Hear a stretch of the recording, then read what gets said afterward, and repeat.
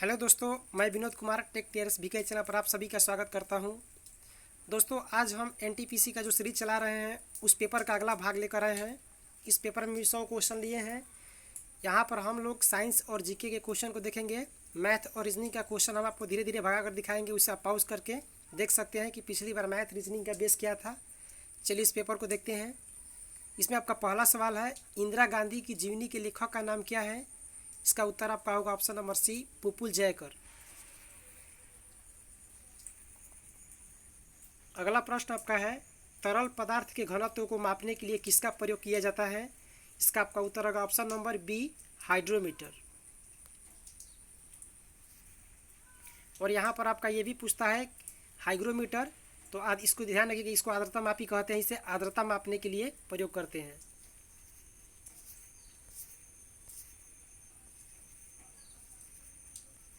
अगला प्रश्न आपका है, बायोडाइवर्सिटी किससे संदर्भित है? यहाँ पर आपका ऑप्शन नंबर बी होगा, पृथ्वी पर जीवन की विविधता को बायोडाइवर्सिटी कहते हैं। चलिए अगला प्रश्न देखते हैं। अगला प्रश्न आपका दिया गया है कि भारत द्वारा जीते गए 2011 के क्रिकेट विश्व कप में मैन ऑफ द सीरीज किसे चुना गया था? यहाँ पर अब उत्तर होगा option number B, Yuvraj Singh को।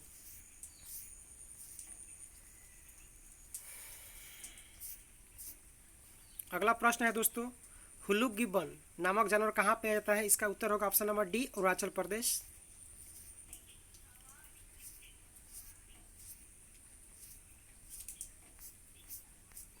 अगला प्रश्न आपका है, टीपू सुल्तान मस्जिद कहाँ पर है?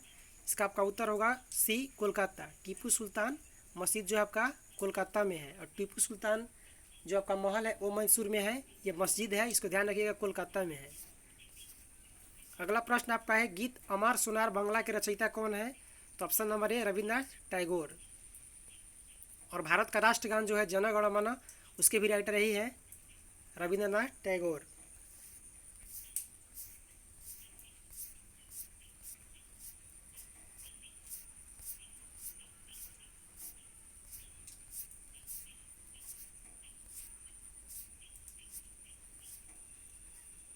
ये देखिए दोस्तों, रीजनिंग है, निम्नलिखित में से समानता का पता लगाइए। बल्ब, सूरज, लैंप और मोमबत्ती।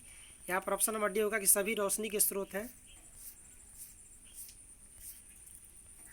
अगला प्रश्न आपका है कि IRS-1A भारत का क्या है? यहाँ आपका उत्तर होगा ऑप्शन नंबर ए, पहला परिचालनात्मक दूरसंवेदी उपग्रह IRS-1A।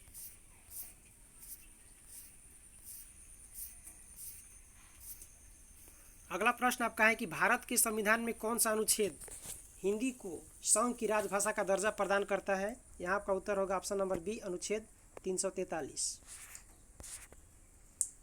भारत की जनगणना के अनुसार समग्र साक्षरता दर का अनुमान कुल आबादी का लगभग कितना लगाया गया था? तो ऑप्शन नंबर ए होगा 74%। 74% समथिंग है, तो यहाँ 74% आपका ऑप्शन के अनुसार होगा।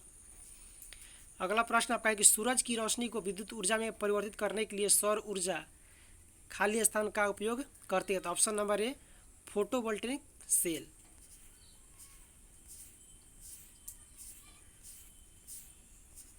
अगला प्रश्न आपका है, इनमें से कौन सा एक ब्राउज़र नहीं है? यहाँ आपका उत्तर होगा option number D, outlook and Netscape. Mozilla safari आपका यह ब्राउज़र है, जबकि आउटलुक नहीं है।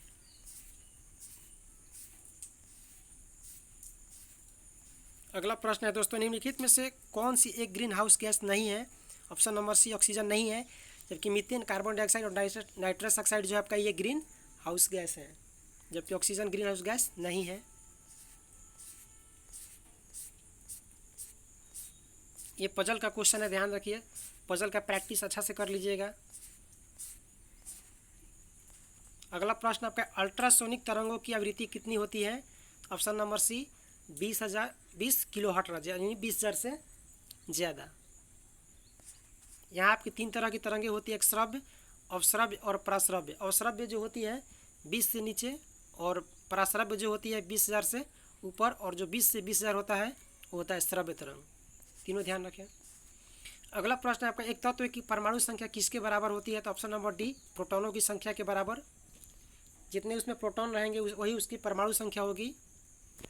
और द्रव्यमान संख्या क्या होता है? तो प्रोटॉन की संख्या प्लस न्यूट्रॉन की संख्या। और ध्यान रखें कि जितना प्रोटॉन होता है एक परमाणु में, उतना ही इलेक्ट्रॉन होता है, यानी परमाणु में इलेक्ट्रॉन की संख्या बराबर प्रोटॉन की संख्या बराबर परमाणु संख्या। अगला प्रश्न आपका है कौन सी आईपीएल टीम निष्क्रिय या समाप्त टीम नहीं है?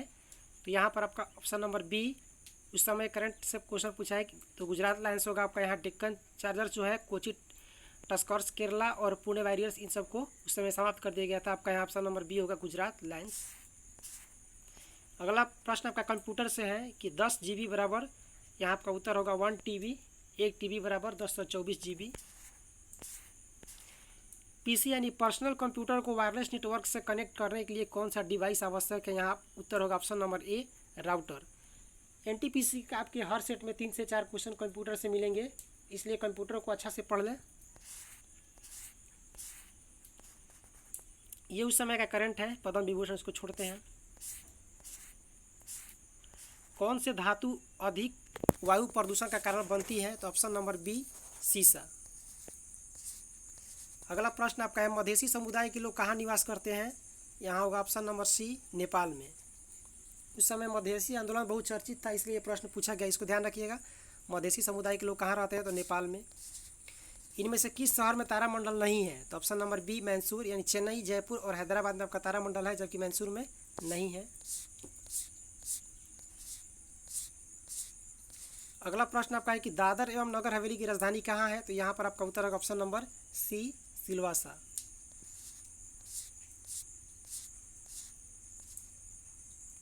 ये करंट का प्रश्न, इसको छोड़ते हैं। निम्नलिखित में से कौन सा एक महत्वपूर्ण शहर नील नदी के तट पर स्थित है? तो यहाँ ऑप्शन नंबर बी, सिकंदरिया जो है आपका, ये नील नदी के तट पर है।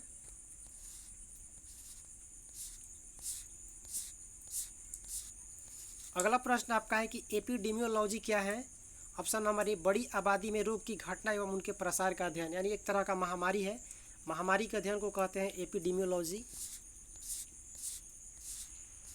अगला प्रश्न आपका निम्नलिखित में से कौन सी घाटी कोयला भंडार की बड़ी मात्रा के लिए जानी जाती है? तो ऑप्शन नंबर बी होगा यहाँ पर आपका, दामोदर घाटी जो है कोयला भंडार के लिए बड़ी मात्रा में जानी जाती है। अगला प्रश्न आपका इलाहाबाद में त्रिवेणी संगम किसका संगम माना जाता है? ऑप्शन है 2 नदियों का, 3 नदियों का, 4 नदियों का, 5 नदियों का। तो यहाँ आपका उत्तर होगा ऑप्शन नंबर बी, 3 नदियों का, गंगा, जमुना, सरस्वती। गंगा और यमुना का संगम होता है जिसे हम सरस्वती कहते हैं, तो उसे 3 नदियों का संगम माना जाता है, इसको ध्यान रखिएगा। अगला प्रश्न आपका है मुगल शासकों के बीच प्रचलित भाषा कौन सी थी? तो ऑप्शन नंबर डी, फारसी। सेरीकल्चर किससे संबंधित है? तो ऑप्शन नंबर आपका होगा सी, रेशम कीड़ों का पालन को सेरीकल्चर कहते हैं। यहाँ पर एक पूछा आपसे कि एपीकल्चर क्या है? तो मधुमक्खी पालन है, और भी इसके बहुत सारे पार्ट से, इसको देख लीजिएगा, यहाँ से क्वेश्चन हर एग्जाम में उठ जाता है। यहाँ आपका रीजनिंग दिया है जीके टाइप से कि वोल्टेज जो है, वोल्ट मीटर आपका वोल्टेज मापेगा, तो मीटर क्या मापेगा? तो बी, करंट यानी धारा मापेगा। अगला प्रश्न आपका है भारत में राष्ट्रीय खेल दिवस कब मनाया जाता है? ऑप्शन नंबर सी, 29 अगस्त को, मेजर ध्यानचंद का जन्म दिवस। अगला प्रश्न आपका सामान्य स्वास्थ्य के लिए रक्त का पीएच सीमा कितना होना चाहिए? तो ऑप्शन नंबर सी, 7.35 से 7.45, यानी 7.4 लगभग होता है रक्त का सही आपका पीएच मान। उस केंद्र शासित प्रदेश का नाम बताइए जो केंद्र सरकार द्वारा घोषित प्रस्तावित स्मार्ट सिटी की फर्स्ट लिस्ट में शामिल है। ऑप्शन नंबर सी, नई दिल्ली। छाती के आसपास की हड्डी को क्या कहते हैं? तो option number C, ribs, ribs यानी पसली। हाल ही में कौन सी खोज विज्ञान के क्षेत्र में एक बड़ी सफलता के रूप में मानी जाती है? तो ऑप्शन नंबर बी, गुरुत्वाकर्षण तरंगों का पता लगाना। ये उस समय का करंट में फेमस था आपका साइंस टेक में।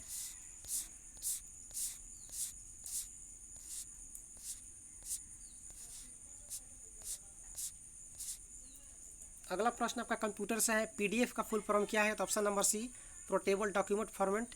इसको ध्यान रखें, फाइल ना टिक करें, यहाँ आपका फॉर्मेट होगा पोर्टेबल डॉक्यूमेंट फॉर्मेट।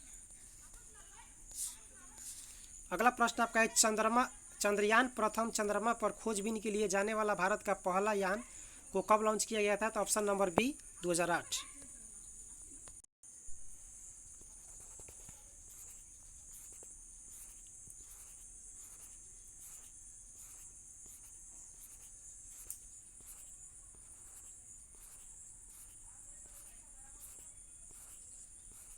अगला प्रश्न आपका है दोस्तों, भारत कब एक संप्रभु गणराज्य बना?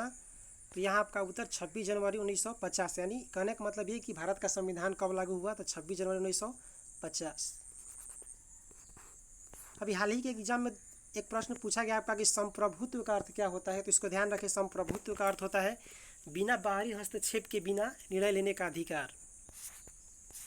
अगला प्रश्न आपका है, भारतीय ध्वज संहिता 2002 क्या है? ऑप्शन नंबर 1 कार्यकारी निर्देशों का एक संकलन। इसके द्वारा ये निर्देश दिया गया था कि कोई आम व्यक्ति भी तिरंगा झंडा को अपने निजी संस्थान पर फहरा सकता है। अगला प्रश्न है दोस्तों आपका, पिच ब्लेंड किससे संबंधित है? तो ऑप्शन नंबर बी यूरेनियम से। पिच ब्लेंड जो आपका यूरेनियम का एक अयस्क है। इस तरह इस सेट का प्रश्न खत्म होगा दोस्तों। अगर आपको ये वीडियो अच्छा लगा तो प्लीज़ इसे लाइक करें, शेयर करें और कमेंट करें। अगर आपने अभी तक हमारे चैनल को सब्सक्राइब नहीं किया तो प्लीज़ चैनल को सब्सक्राइब कर लें और बेल आइकन को प्रेस कर लें ताकि हर वीडियो का नोटिफिकेशन आपको पहुंचता रहे। ये वीडियो देखने के लिए आपका बहुत बहुत धन्यवाद। आपका दिन शुभ हो।